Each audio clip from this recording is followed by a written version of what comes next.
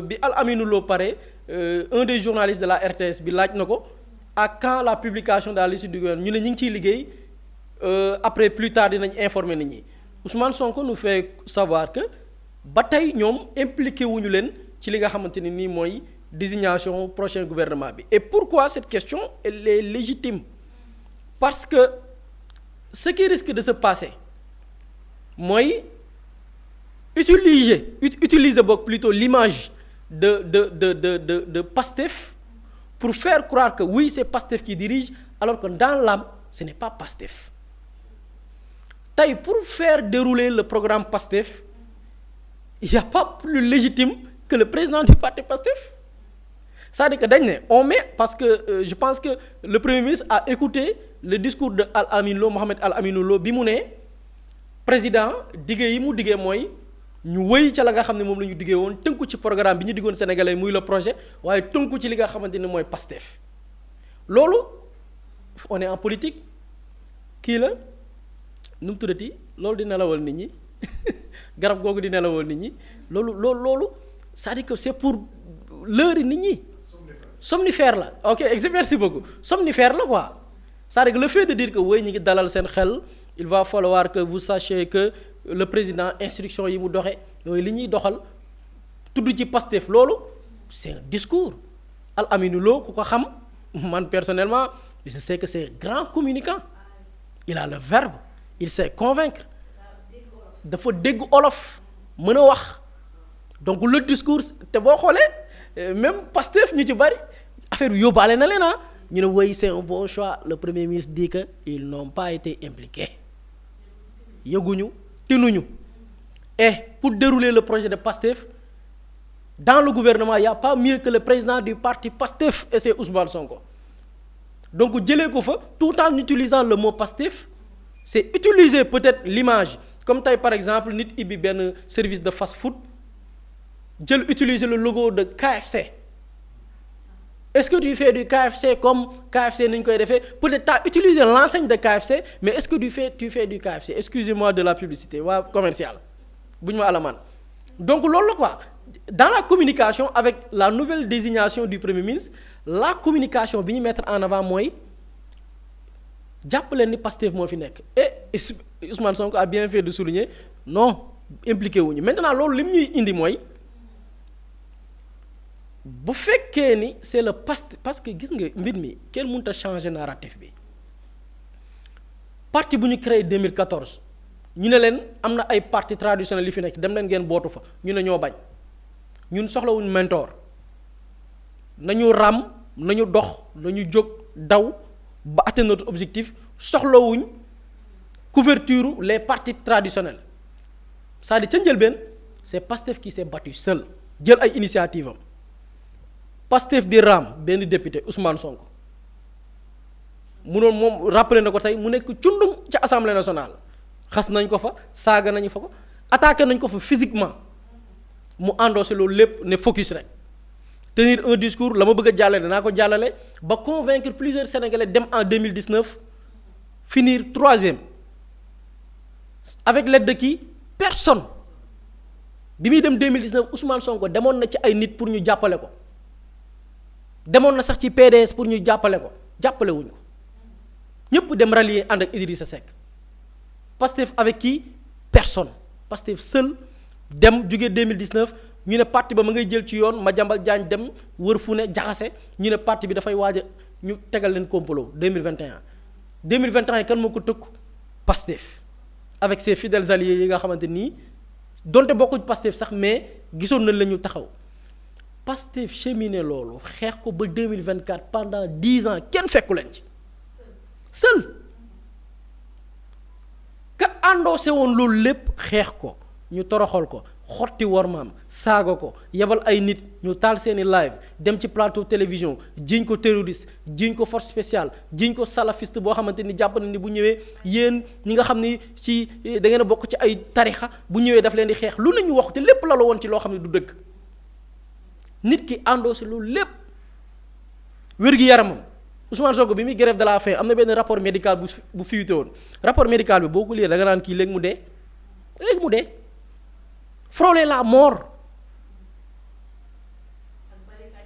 barricadé ko toute sa famille. doomam waroon passé bac amul bac nit ñi jël photo doomam publier ko ci réseaux sociaux ne bu amul bac parce qu'il est nul. un enfant doomam xam ne un enfant dugal nañ ko ci mbir bi xotti sa war ma njaboot toroxal say doom nit ki dëkku loolu lépp dem ba yegg ca cappaandaw ga ba dara desul lu dul finaliser li nga xeex pendant 10 ans ñu ne la mënoo bokk nga ne du ma bokk waaye bu dul man tamit dina doon keneen tànn say lieutenant wóolu leen ci biir lieutenant nga am kenn koo ci wóolu dem bi nga ko tànnee ba pare ba Macky Sall xam ni Sonko du bokk waaye ku mu joxoñ mooy nekk candidat naa ci rafet xaaral ñu neen Sonko kaay bokk pour ñu rafet ci Karim Wade kaay bokk mu ne maa lànk bokk ma tànn naa ba pare sama kàddu jiitu na ma kama tànn mooy dem kooku ñu dem ñu am une alternance portée par qui par Pastef ñu dawal 2 ans pendant ces 2 ans parce que Ousmane Sonko dàq bi ñu ko dàq vendredi loolu aboutissement la c'était un programme un projet bu ñu doon yootal ndànk-ndànk mu ngi tàmbale ci les premières désignations les premières nominations dem jël ay alliés de la 25e heure tabb leen des opportunistes des gens qui n'ont aucune compétence lu dul combine complot jaxase ñu tabb leen délaissé ñi nga xamante nii ñooy les cadres les 4000 cadres ñu délaissé leen bañ naan ana 4000 cadres di leen ko ñaawalee fekk ña nga fa dañ leen tànnul kenn ci waa Pastef fi di ko kaa Salimata Dieng président décret dàq dem ba ci biir dañu diggoon reddition des comptes Bassirou Kébé taxaw ne ah lii dañu ñoo ko diggoon ba may campagne li laa waxoon ña ma doon convaincre de décret Diomaye dàq ñu gis ni y a une politique de dépastifier le pouvoir ca biir gouvernement ba mu am ay alliés de la 25e heure di yëkkati kàddu yu gën a ñagas di ko jëmale ci ki nga xam ne moom moo porté ce changement là kenn dàqu leen ñu gis ni kon ok y a une stratégie de dépastifier le pouvoir wala soit même bu fekkee dafa am ay waa Pastef yi des ci pouvoir bi da leen di téye fenn muy mëqalte ne mut gérer lan la dénk waaye yow bul wax de waaye samay alliés man ak sama coalition lu leen neex wax ñoom waaye yéen bu leen wax waa Pastef ci biir gouvernement bi nga xam ne Pastef moo ko xeex ñu tëj leen ci emprisonné leen rey leen tëj leen kaso exilé leen ñu ne leen yéen amoo leen kàddu gérer leen seen i poste te noppi tere nañ leen sax président de la république ne am na lu ko métti am ñu bokk ci biir gouvernement bi di dem ci ay plateau télévision ci lu ñëwagul naan diw mooy suñu candidat donc dàqum Ousmane Sonko c'était l'aboutissement d'un agenda de dépastifier le pouvoir pour les opportunistes léegi loolu lu mu lan lañ ko mën a tuddee loolu mooy li nit moom ñu jël ko këf ko ci moom Pastef xeex li muy xeex yépp dem ba jot le pouvoir ñu ne leen la ngeen xeexoon yépp nangu nañ ko ci yéen jox ko ñeneen te loolu du Pastef kese de ce sont les Sénégalais leur volonté la ñu bëgg a jël nangu ko ci ñoom jox ko ñeneen parce que Pape Samba mi ngi koy souligner Sénégalais bi ñuy voté 2024 pour lan la woon jëlee fi Antoine Diome jëlee fi Abdoulaye Daouda Diallo jëlee fi Amadou Ba parce que Amadou Ba était candidat Sénégalais jëlee fi ñooñu président woowaat ñooñu loolu du question Pastef de question wu Sénégalais bi demoon voté la te bëggoon jëlee fi ñii président di leen woowaat pour di leen consulter c'est une question des Sénégalais maintenant comment se fait-il est-ce qu'on va accepter la volonté populaire Sénégalais yi tànn ko au soir du 24 mars muy acte 1 bi ñu ne non jox la présidence te joxuñu la assemblée mi ngi mel ni ñu jox la ab fetal te joxuñu la ay sox assemblée mooy sox bi mooy bal yi Sénégalais ne leen waaw nañu jox Pastef te bi ñuy dem lan la Ousmane Sonko dafa ne c'est Pastef qui va aller demander aux Sénégalais législatifs yéen Sénégalais ba xam wóolu ngeen Pastef pour jox ko mooy Sénégalais ne leen wóolu nañ leen kay jox encore seul Pastef te maa ngi wax li leader bi enduré ci campagne boobu noonu ñu xaañ ko damm ay nitam attaqué leen di leen gor ay jaasi Ousmane Sonko di enduré waat loolu en tant que premier ministre en tant que tête de liste de Pastef léegi ñu dem ba ci biir ñu ne leen yéen ñi enduré lii lépp dañuy foqati loolu teg fi les alliés de la 25e heure teg fi ñoo xamante ni moment bi Pastef di xeex loolu ñi ngi ci Macky Sall il faut rappeler ñi ngi ci Macky Sall di ko encourager ci son agenda loolu gis nga bu Pastef deful lii buñ deful woon lii ñu def sénégalais yi la ñuy tooñ parce que mën nañ la tëjal bunt waaye di nga wut foo génne ci palanteer bi sénégalais yi bëgg nañ ne leen ki ngeen tànn noonu parce que moom ngeen wóolu ba teg fi sa président teg fi sa gouvernement jël nañ ko seppi ko ci mbir yi tegee ko nële les sénégalais ont l'obligation de forcer Pastef ne ko yéen la ñu dénkoon ñii lañ leen dénkoon pour ngeen doxalee ko réew mi joxoon nañ leen assemblée sukkandiku leen ci assemblée boobu noonu pour contrôler lii parce que Ousmane Sonko wax na ko ci discours am bi mu nekkee primature li mu téye li mu empêché ci ay ñaawteef yu ay nit bëggoon def bari na lool te la ko fa bàyyi woon mooy par peur que bu fi jógee loolu continuer waat di am moo ko fa bawoon te ba tey loolu lay ragal léegi nag assemblée bi lan lay servir muy contrôler loolu et maintenant damay des ci sujet bi muy pour bañ a xaabaabal que le fait que tey ñu ne dañuy constituer gouvernement sans Pastef effectivement xel mënu ko nangu. mais est-ce qu'on peut s'attendre à ça Boury. mais loolu moom la président nekk di def. mais bu fekkee ne premier ministre bees bi dafa dikk waxi Pastef ndax daanaka dans son discours daf doon raay waa Pastef mais est-ce que sañ nen def gouvernement bees bi nga xamante ce sera sans Pastef. bon le président Diomaye sañ na ko oui le président Diomaye sañ na ko parce que kii nekk kilifa ministère yi c'est Mouhamadou Al Aminou Lo tànn nañ ko sans l'aval de Pastef am na ñenn effectivement am na ñu jàppoon ni Al Aminou Lo c'était sur recommandation de Ousmane Sonko am na ñu jàppoon loolu mais Ousmane Sonko leeral na ko tey nee na recommandé wu ma ko de impliqué wuñ ma ba ci gouvernement bi ñu nar a tabb boole wuñu ci alors que ñooñu ñoo yor majorité c'est-à-dire que ce qui risque de se faire mooy constituer une majorité wala un gouvernement sans la liste majoritaire sans les majorités loolu nag dafa am leneen lu mu ñuy yóbbu muy le contrôle xëy na président mën na def peut-être li ko soob mais aussi les sénégalais pour l'équilibre même des institutions moo tax ñu créer présidence créer assemblée nationale deux institutions boo xam ne ku ci nekk da nga autonome exercer sa pouvoir je pense que loolu moo ñu permettre peut-être duggaat ci yeneen mbir yi nga xam mooy yeneen considération mais actuellement effectivement le président de l'Assemblée nationale a raison une partie ou bien un parti majoritaire un parti qui a la majorité à l'Assemblée nationale on ne peut pas se permettre tey di constituer un gouvernement sans ce parti-là sans cette majorité-là. jërëjëf Boury am na solo Pape Samba ba tey ci li nga xamante ne moo di implication Pastef ci gouvernement bu bees bi kii di président assemblée bees bi Ousmane Sonko daan na ci dikkaat baax comme ni ko Boury waxee rek est-ce que ce sera logique ñu tab bu benn gouvernement bu bees bi nga xamante ne du am benn xar kanam waa parti Pastef ñi nga xamante ne ñoo xeex ba ñu yegg fu ñu yegg tey. non ce serait illogique ba pare contraire à la démocratie. parce que il faut ñu xam lan mooy démocratie il faut que ñu xam réew mi nan lay fonctionner parce que tey jii quand on parle de démocratie dañu ne dans une démocratie normale parti bi nga xamante ne moom mooy majoritaire c'est ce parti moom mooy gouverner le parti majoritaire dans ce pays bi nga xamante ne moom la ñu fal kan la mais c'est le Pastef te tey jii dans son discours le nouveau premier ministre El Aminou Lo wax ni dañuy continuer projet bi nga xamante ne moom moo fal Diomaye président en ayant pour socle Pastef comment tu peux continuer avec Pastef ba pare dàq ki nga xamante ne moom mooy jiite idéologie wu Pastef ça n'a pas de cohérence amul benn logique du loo xamante ne ànd na ak cohérence et tu ne peux pas gouverner sans le Pastef parce que Pastef moo jël programme yóbbu ko ci sénégalais yi ñu fal président Pastef moo jël programme yóbbu ko ci sénégalais yi ñu fal assemblée nationale avec 130 députés donc loolu mënuñ en fait ce n'est pas compréhensible te tey ñiy wax crise institutionnelle yépp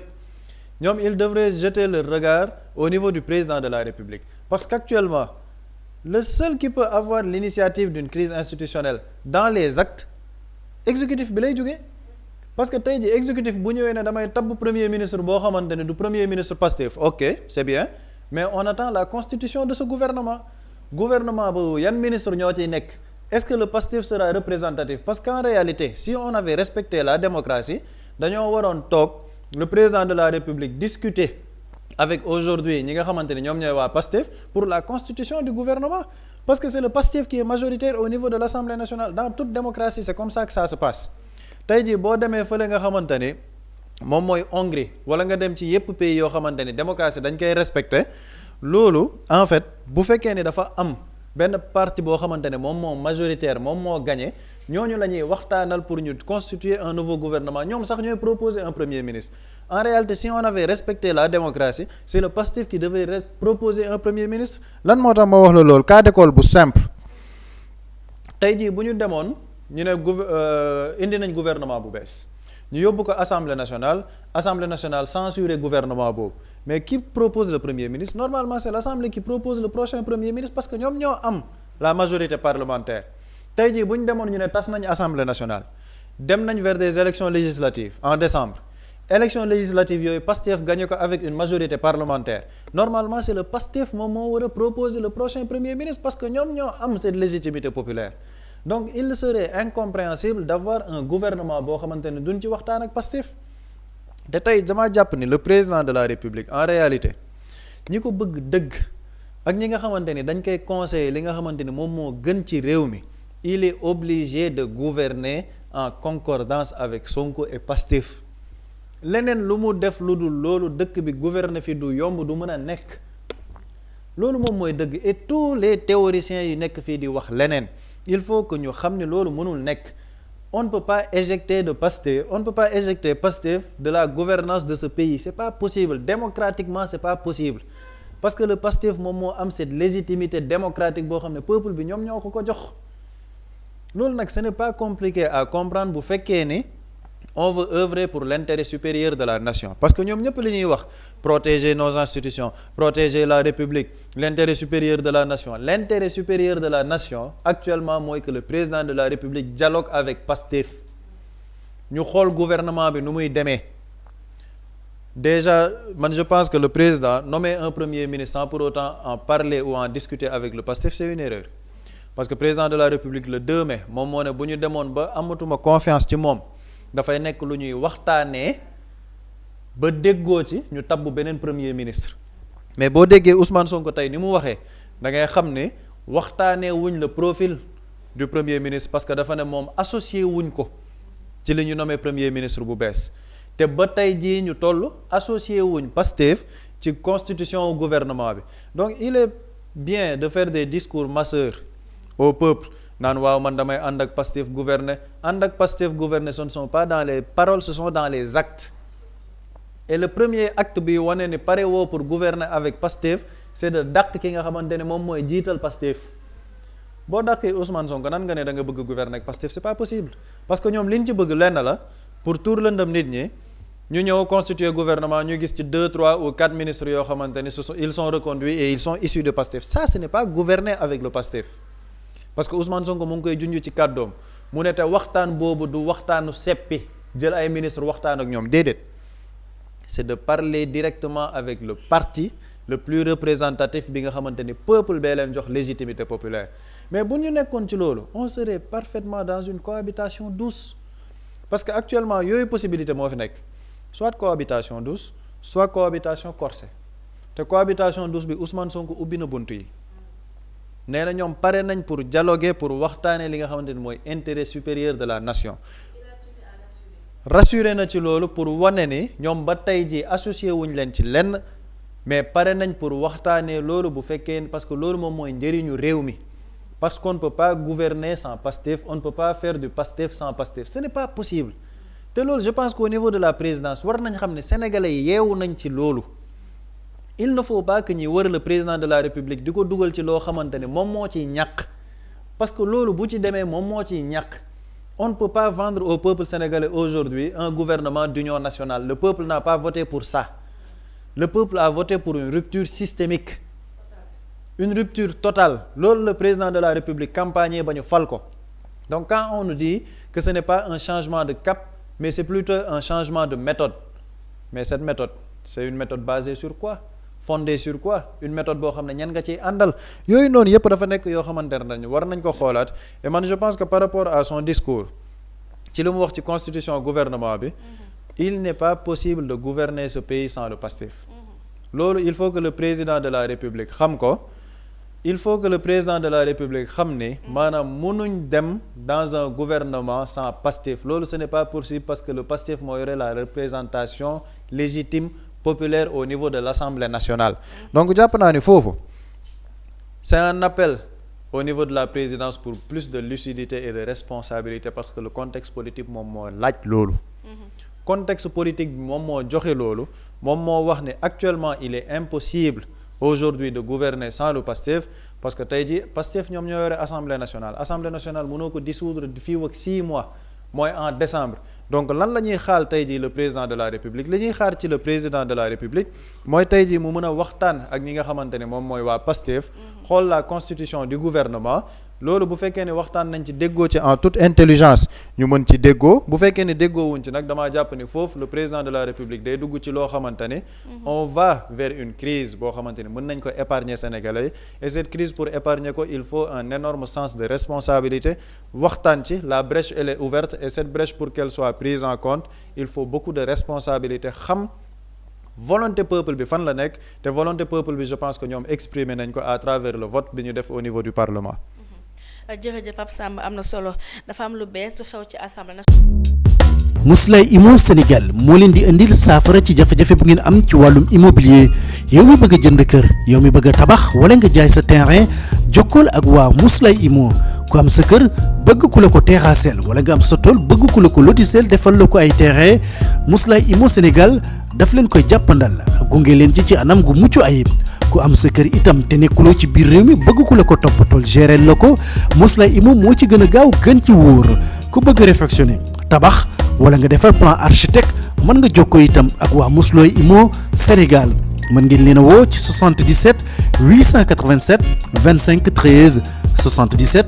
887 25 13 Mously Immo indi saafara ngir jëndum kër tabax jaayum terrain terrasse yi ay tool wala lotissé ko defal leen ko ay terrain loolu lépp Mously Immo moo ci gën a gaaw man ngeen itam abonné ci seen chaîne YouTube Mously Immo Sénégal ngir am yeneeni xabaar yu gën a dëggu wala itam wàllum conseil ci wàllum immobilier fii ci biir réewum Sénégal